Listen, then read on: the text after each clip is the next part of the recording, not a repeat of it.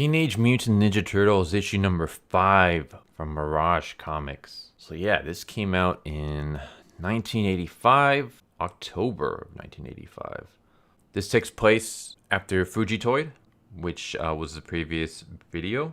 If you guys are watching this on the playlist, or if not, then just look at the last Ninja Turtles video I did the week before. But that's basically Fugitoid's origin. But you can skip that because Fugitoid does a pretty good job of explaining his origin in this issue.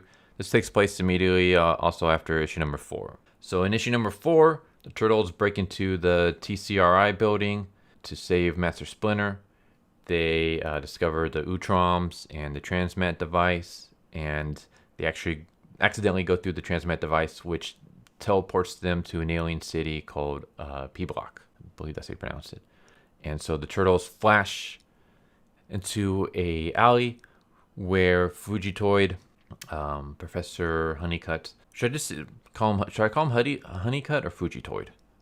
I'll call him Fugitoid because that's what they say here, like, you know, co-starring Fugitoid. So I'll just refer to him as Fugitoid. So Fugitoid's about to get captured by General Blanc, and the Turtles arrive, and basically they fight off the soldiers. And as they're doing that, we get a pretty cool fight scene where they're fighting off the soldiers. As we're doing that, Fugitoid breaks a hole in the wall behind him, and he's about to leave, but he's like, you know, I can't leave these guys, especially after they just helped me out. So he calls out to them. He's like, hey guys, like, this way we can make our escape. And the Turtles see more of the soldiers showing up, so they're like, all right, let's go. So they head off through the hole that Fugitoid made, and they follow him through the back alleys and up onto a building top, where down below the Turtles see a garbage truck, and they basically grab the Fugitoid and they all jump off, and they land inside the garbage truck, and that's how they make their escape. So they're inside for a while before they help out, and then they enter this abandoned building, and that's where Fugitoid is staying at the moment. And that's when they find out that they are no longer on Earth. They are no longer in Brooklyn. The city kind of looks somewhat similar. I mean, minus all the technology, but the way it's built kind of looks similar to Manhattan in a sense, a little bit. Like if it was like a sci-fi futuristic version. But yeah, they discovered that they are on an entire alien planet and in the city of P-Block. And Fugitoid asks them, like, my name is Honeycutt. How did you guys kind of get here? And the Turtles explained that they were trying to save their sensei when they went through this translocation device. And they explain what the translocation device is. And Fugitoid's like, oh, that kind of sounds like the Transmat device, which basically it transmits. It's a transmat machine that instantaneously transmits matter over vast distances. So by going through it, you got teleported to where we're at now. I might have the knowledge to build one to send back, because that's kind of like what I was working on before. In a sense, like that's what I was hired to work on, but I didn't want to create that. And this is when he gives his backstory, which you guys can have a more detailed version by looking at my Fugitoid video. But basically, he was a human named Professor Honeycutt. He was working on a bunch of projects. He was pretty much semi-retired, but he was working for the government because they were supplying him with a robot, Sal, as well as money. And they wanted him to create this transmat device. And the reason why is they wanted to use it as a weapon. They can basically beam bombs into enemy ships using this transmat device. So they can basically wipe out entire armies without needing to sacrifice a single soldier or anything like that. By just teleporting bombs into their enemies' bases and stuff. But Honeycutt didn't want to do this. He didn't want to work on weapons. He didn't want to do anything that can hurt people. Instead, he was working on this device, this mental wave helmet, that would basically give like powers of telepathy and telekinesis. And then one day his worker robot was kind of stuck gardening, so he went out to untangle him from some cables. And on the way back home, he was struck by lightning, and his human body got burned to a crisp. But because he was wearing the mental wave, his consciousness went into the body of his worker robot, and he basically became the Fugitoid. And now the general is after him because the general not only wants him to build the transmat device, but now he can force him to build any other weapons that he wants. And there's nothing that Fugitoid can do because robots don't have any rights. And so the Turtles like, all right, well, we can't let them get, their hands on you, not only because you helped us out, but also because you can build the transmit device that can get us back home. Like, you're our only way to get back home, so we're gonna help you out because we're both working, for the same cause. And so they decide to hide out at this nearby bar. And then meanwhile, we get the general who's like giving orders to locate the Fugitoid, and we get the Triceratons who are also locating, giving orders to locate the Fugitoid. And then we see the bar. And I was trying to see if I can locate anything. I thought maybe there might be some cameos in this bar. I only see one, maybe two. I don't know if that's supposed to be like the Moon Man. But right next to him is Cerberus from the Cerberus comic book. I don't know if there's anything more. There might be some from some other independent comics that came out back around that time, but I haven't read any really. I read some of Cerberus, which is really good. It's an awesome series. I highly recommend it. So yeah, I thought that was kind of funny to see Cerberus in there. So yeah, they're chilling at this bar. We get a funny moment where one of the turtles, I'm not sure who, we don't see any of the weapons when he's ordering. I want to say it's Michelangelo, but I don't know. One of them orders a drink, and he doesn't have any money, so he looks and he sees a passed out patron right next to him with a handful of cash. So he steals the cash from him, gives it to the bartender, and then he gets drunk on this alien alcohol. Meanwhile, one of the other turtles, who again I don't know because I can't see any of the weapons on them, I just know it's not Leo, is hitting on this alien chick with 6 boobs. And I'm like, all right. Like, I already know that the Mirage version of the Turtles was a lot more adultish and more mature. But it's still kind of hard to wrap my brain around that, just because I'm so used to the Turtles being kid-friendly, because that's how I got introduced to the Turtles. And everything that I've played all the video games. I've watched practically all the shows. I've watched the movies, and I've read the Archie comics version. Never the Mirage comics, other than the series I'm doing now. This is my first time reading from Mirage, and yeah, I'm really realizing that the series really was more mature and adult oriented. I mean, it is still not as bad, but it's still kind of funny. Like, I mean, you got the turtles going to a pub and getting drunk. You have one of them hitting on an alien with 6 tits. In the previous issue, in the Fugitoid spinoff, you had a woman who was a drug addict and she dies from an overdose. So it's like, not for kids. So, anyways, before they can even have more fun, Blanc's men show up, and I'm calling him Blanc. His real name is it's General Blanqui. It's Blanque, but just I can't pronounce it for the life of me. I'm just calling him Blanc, so I hope you guys forgive me for that.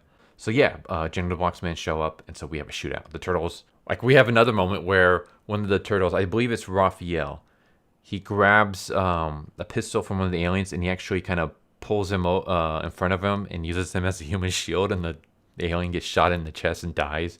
And then Raphael returns fire, and we have a shootout between the turtles and the general. All of a sudden, there's a huge explosion, and the Triceratons show up, and they capture the Fugitoid, and they escape with him. And so the turtles give chase. They shoot they shoot a couple of the Triceratons who are making their escape, and because of that, there's a airship. I don't know what you want to call it. A flying car, basically, that's still left behind. So they jump inside and they chase after the Triceratons. As they're chasing after them, there's some Triceratons hiding in the woods below, and they basically set up an ambush, and they shoot at the turtles, and they destroy their ride and basically cause the turtles to crash into the woods. And the turtles are basically did they hear what sounds like basically a battle? So they follow the noise, and they discover the General Blanc's men having a shootout with the Triceratons at their base. And in the midst of this battle, the turtles see the Fugitoid being taken inside the base, and so they give chase, and they follow inside. And then there's a huge rumble, and it turns out that the base is actually a spaceship.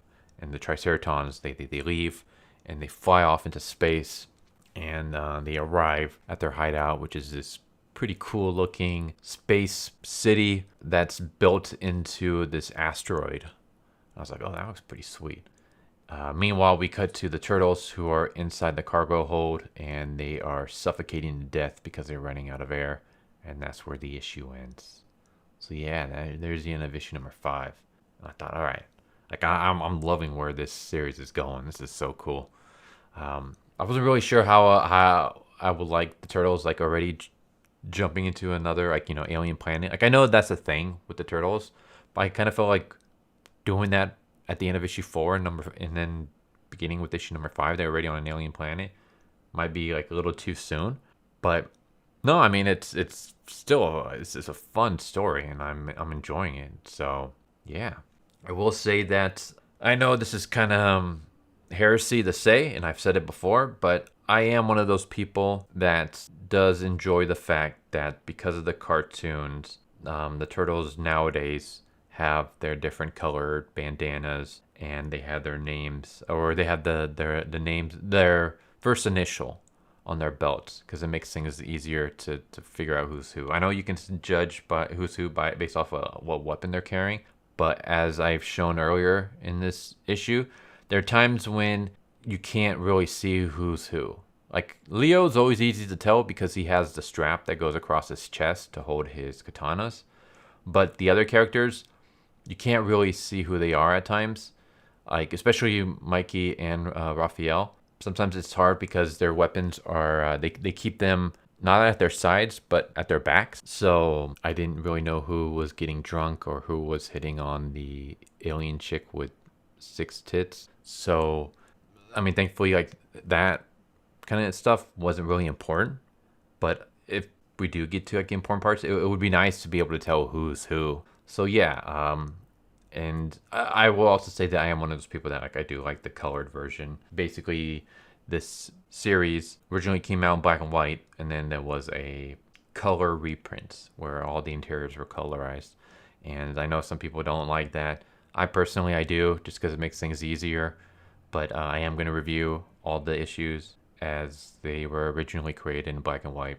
But yeah, I know, again, this might be heresy, but the colored version just makes things so much easier. Even though in the colored versions, their bandanas and stuff like that are still all red. So it's not like that really helps out figuring out who's who. Yeah, artwork is great. Again, I kind of wish that if nothing else, just have their initials on their belt or something, or just make their weapons so much easier to see. Or just have them have something different to set them off, other than the weapons. Like, I mean, Leo is easy because he has a strap across his chest. I kind of wish maybe one of them had something else. Like, maybe instead of the bandana over his eye, maybe he has like a full bandana that wraps around their, you know, their eyes and their head, the top of their head. Maybe one of them has like an armband. Like, I don't know, just something to kind of make it a little bit easier to figure out who's who. But it's not like it's all that hard. There are just some moments where it's kind of hard to tell. But for the most part, you can figure it out pretty easily. But yeah, there we go. That was Teaming Up with Fugitoid. Issue number 5 came out in October 1985. And I will say that I am loving this run so far. I don't know why it took me forever to actually read the Mirage series. So to go back and actually read it for the first time and see where it all began, it's pretty cool. And I'm loving it. Like, this is so awesome. I'm loving the story that they're telling so far. It's really cool. So yeah, there you go. Issue number 5. I hope you enjoyed. And I hope to see you next time. Later. So what'd you guys think of that video? I hope you guys enjoyed. If you guys haven't already, please subscribe. Hit that bell for a notification. Leave a like if you enjoyed the video. And if you did enjoy the video, thank you for watching it this far. And I hope the next video is more to your liking. Feel free to check out the playlist that you guys see. And I hope to see you guys next time. Later.